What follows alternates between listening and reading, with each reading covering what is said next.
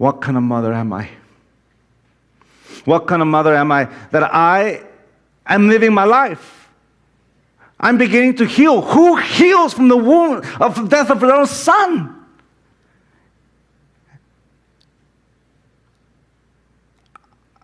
I tried to say words to try to console her, but I knew there was nothing I could say. As she began to berate herself for moving on and with life. And that's when I learned one of the biggest lessons of my life. We heal with our own permission. Good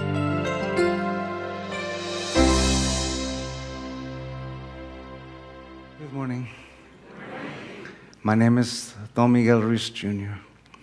It's an empty symbol whose definition is completely subject to my own agreement. My father gave me his name because he loved me so much, and my mom let him do it because she loved him so much. But it's just a name that I give power to because, much like this body, much like this mind, I'm here to give it life. Life. Master death by becoming alive.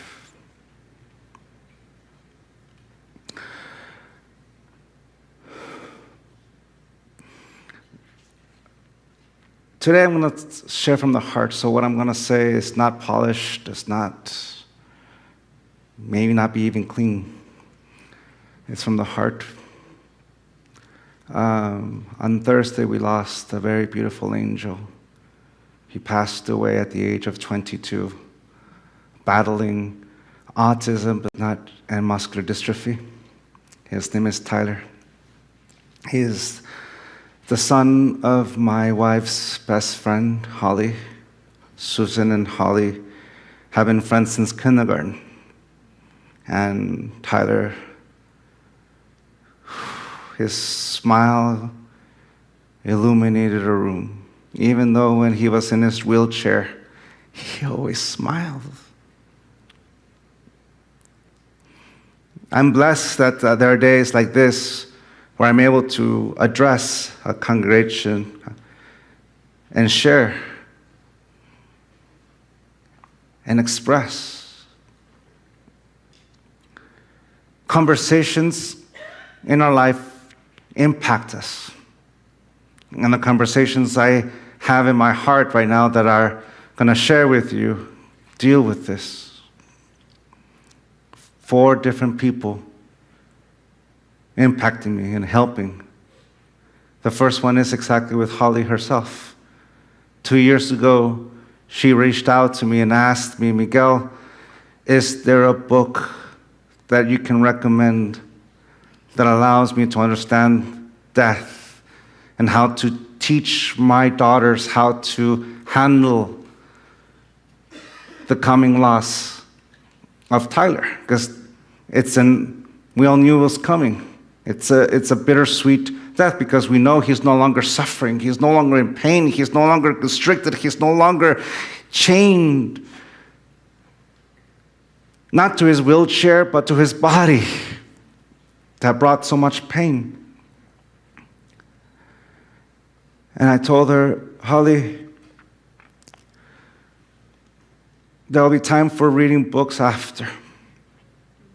Right now, I want you to think about that moment, and at the time far away in the imagination of that moment after he gives his last breath. Think about all the things you wish you could do with him. Think of all those things you wanted to share. Think about all those things you wanted to hear from him. Embrace him, hug him, love him, all those things. Think about it. And then realize that he's still alive. He's still alive to do it. That was 2 years ago. I told him, don't philosophize this at this moment. Don't look for those things. Embrace him. Feel his presence. Listen to his smile. Listen to him share his passions. And he was so happy when the Dallas Cowboys won the playoff game last month. He was really happy. He was a big Dallas Cowboys fan. And he lives in West Jordan, Utah.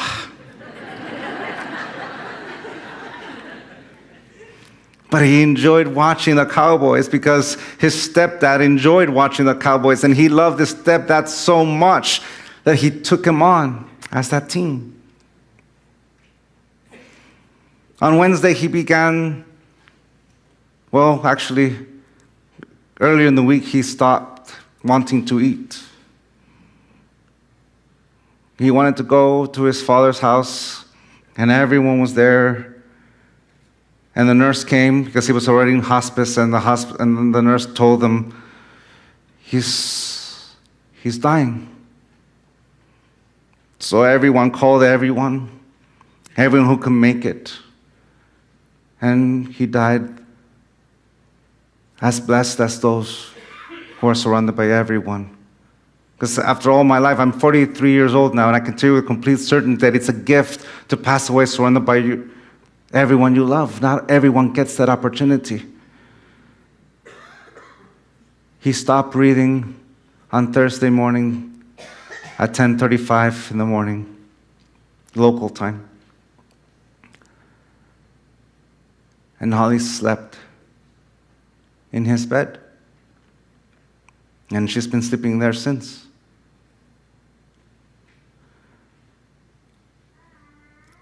Yeah? Exactly. Those little sounds that you hear, that we engage, that from the people we love so much. All relationships end. By life, by choice. If we accept that it's going to end, why waste our time worrying about that moment? Enjoy the time when life gives us the opportunity to embrace, to heal, to engage. It's the thing that keeps us from neglecting someone, from taking someone for granted. Life always changes. Life, my beloved, my beautiful wife, Susan, at any given moment, she can change her yes into a no, and she won't be with me, especially if I do anything stupid. And I know that because she is a complete free soul. And I'm so grateful that she's saying yes to me. One day, she and I will part ways, either by choice or by life, or watching one of us give our last breath. But the beautiful thing about accepting our mortality is that instead of wasting our whole life fearing that moment, we enjoy the present with the people who are alive at this very moment. While there is life, everything is possible, including healing from the wounds that conditional love left in our hearts, healing from the wounds that divide us, healing from those things that makes us think that we're separate. Our loved ones is our worthy effort to take the steps to heal, to let go of those things that don't let us enjoy each other's company. All you have to do about that is just think about that day after that last breath. Think of all those things you wish you could have told that beloved, and realize they're still alive, and do it. Especially with yourself. One day, you will give your last breath. Think of all the things you wish you could have done for you, the love of your life. Because for as long as you're alive, you are the constant in every relationship you are in. How do you want to love yourself? How do you want to engage yourself? How do you want to heal? How do you want to express? It's all up to you. And that's the beauty of it. And that leads me to another conversation that I had 5 years ago in Wimberley, Texas. So do you know you're part of our online community? Every time you watch us, you belong to CSL Dallas, and we're so happy that you're part of our community. And we love providing you this kind of spiritual message. So if you want to keep seeing this, please donate. You can donate at csldallas.org/give. or you can text 972-954-4404. Be part of our community and sit back and enjoy the message.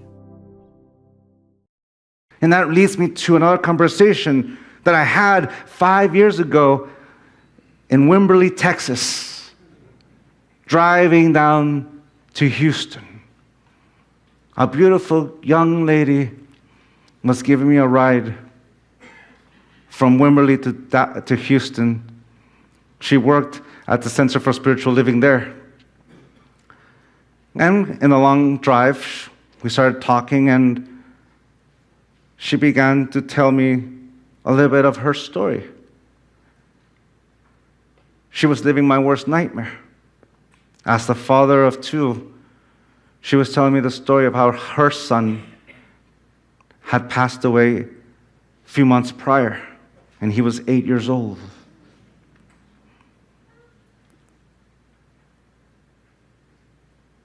And this is the part that really impacted me. She looked at me and she said, "What kind of mother am I? What kind of mother am I that I am living my life? I'm beginning to heal. Who heals from the wound of the death of their own son?"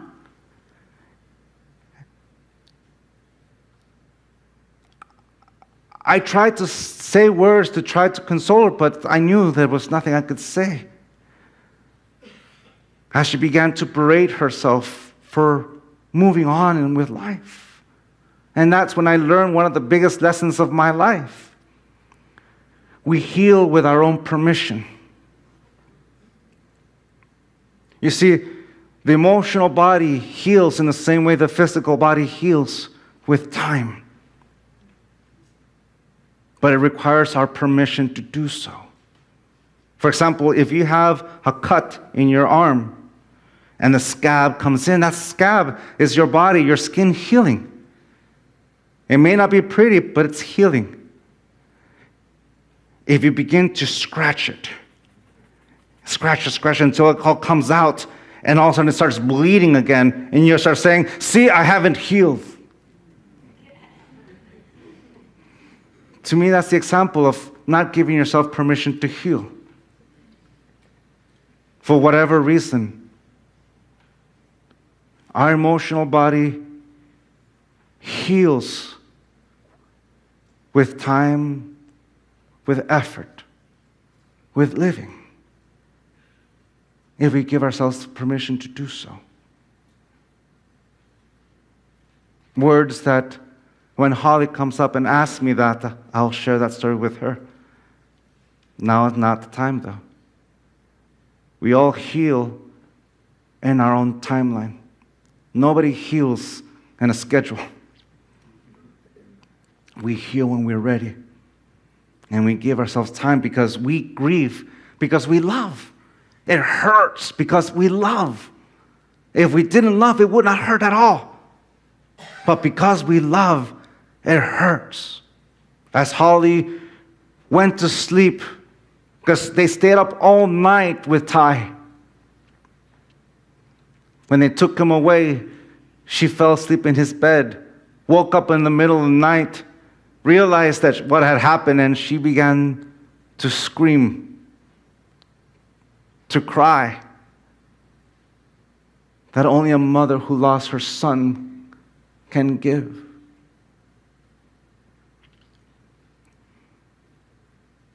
That pain is because we love.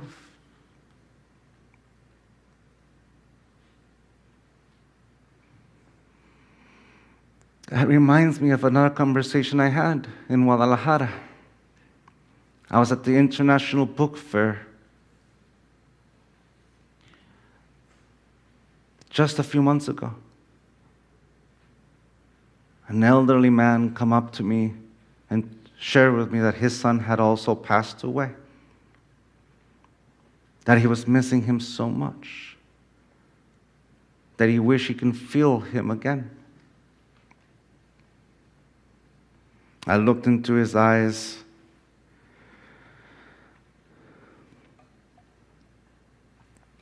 and I asked him a question that another friend of mine, my dear friend Ed Easton, actually Dr. Ed Durant. He's the great-grandson of Will Durant, a philosopher, historian. He asked me a question. Miguel, when did your life start?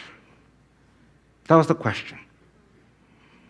And I remember just thinking, well, when I was young, I used to think that my life started at the moment when I came out of my mother's womb.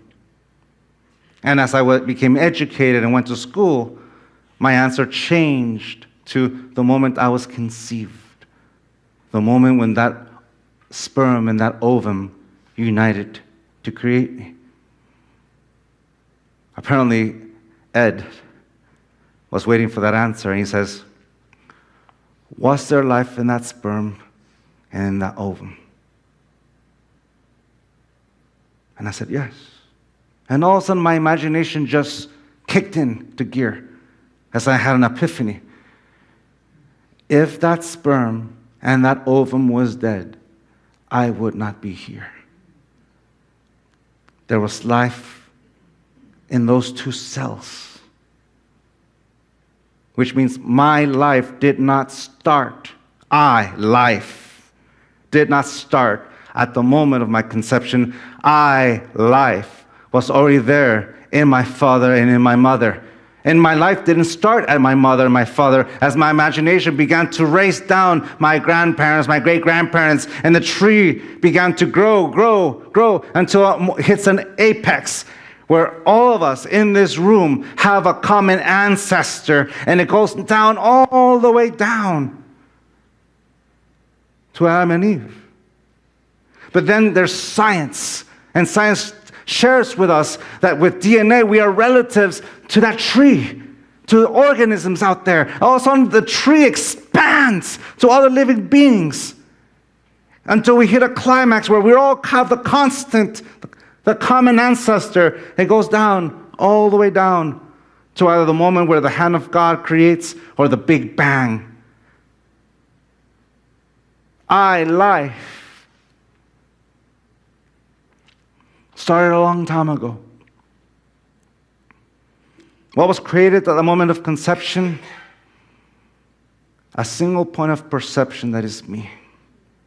I was born into a body that has the limits of my perception to my nervous system, to my eyes and my ears, to all of the nerve senses around my body that allows me to perceive the warmth of this room, the sounds of every one of you, to see you.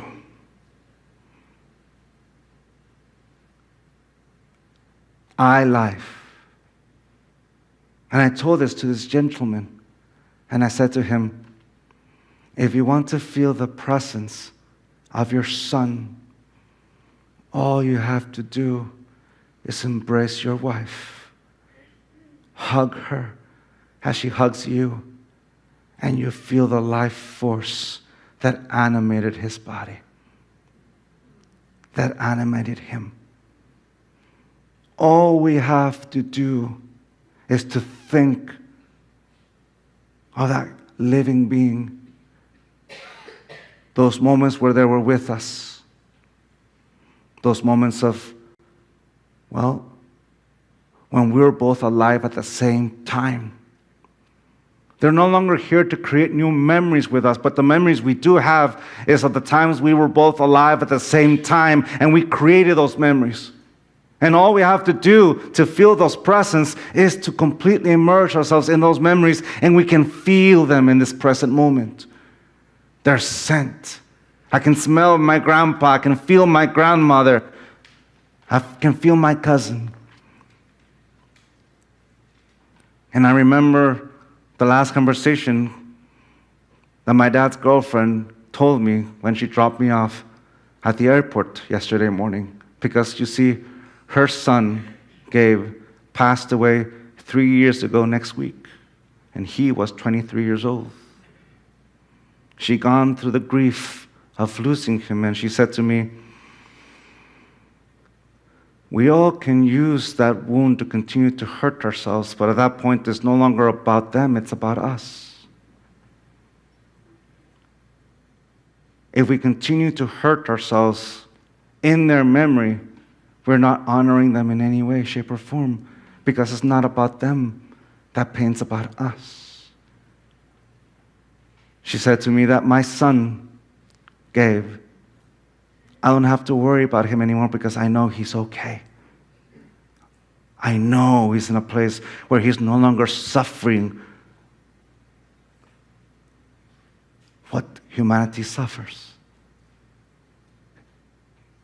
He is with God. He is with life. So the pain is just me hurting myself over and over, not giving me permission to heal. She said that to me, echoing what I've learned. And I share this with you. As I honor my grandma, as I honor my grandfather, as I honor my friends who passed away, because I'm at that age where I'm beginning to lose friends whom I went to school with.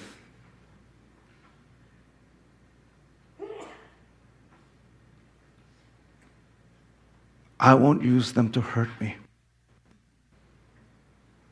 In fact, I'm going to use them to feel love. To feel that even though they're no longer here with me, I am here. And when I feel them, I feel happy. As I think of my grandpa, as I think of my grandmother, and my abuelita, as I think of Ty and Gabe, I have happy memories with them. I can think of Gabe and playing football in a video game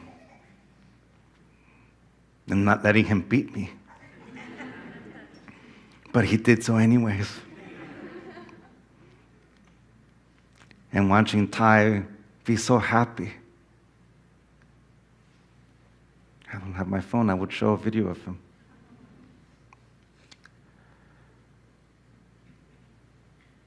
We are blessed to have the people in our life.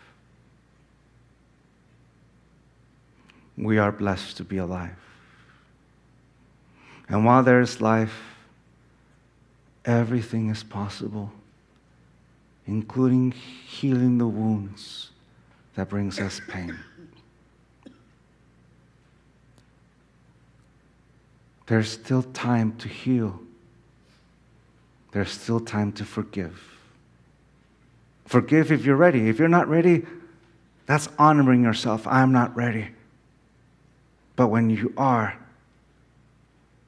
the biggest step is to forgive. I'm reminded of something Eleanor Roosevelt said once.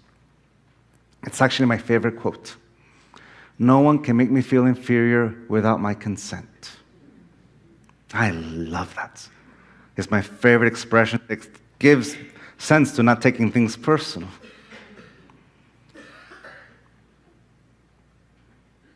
And what do I have to forgive myself for? Forgiving myself for ever saying yes to conditional love. Forgiving myself for ever believing that I'm inferior to anyone. Forgiving myself for using the people I lost to hurt myself over and over again. Forgiving myself for not giving myself permission to heal.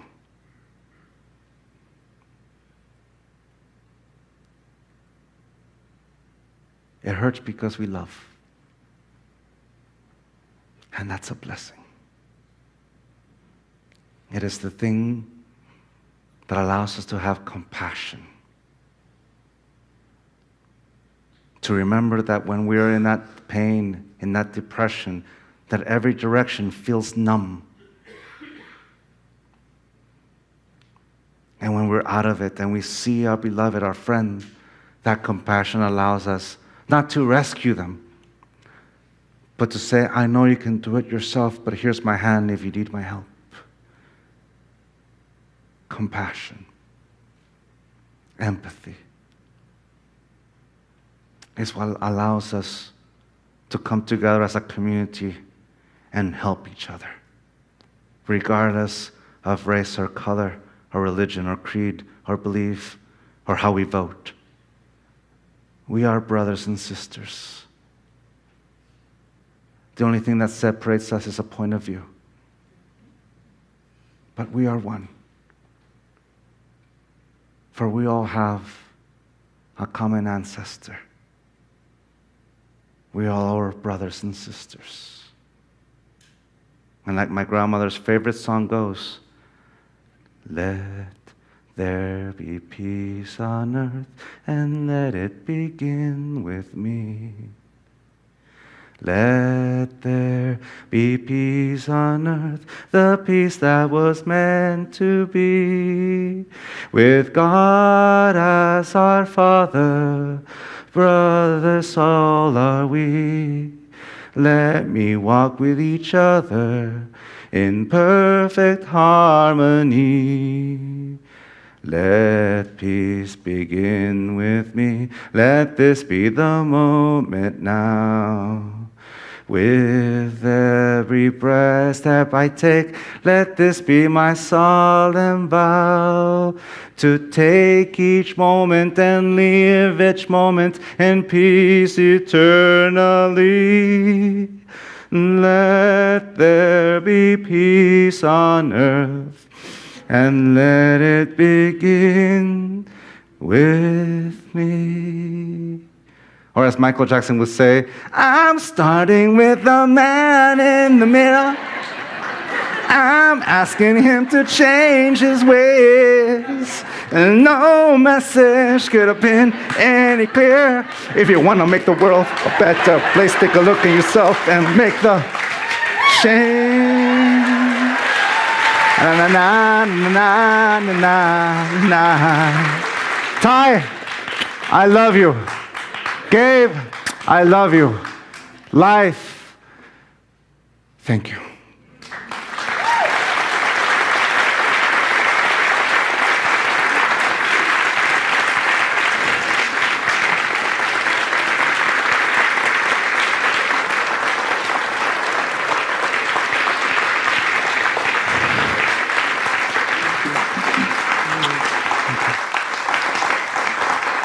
Thank you for the gift.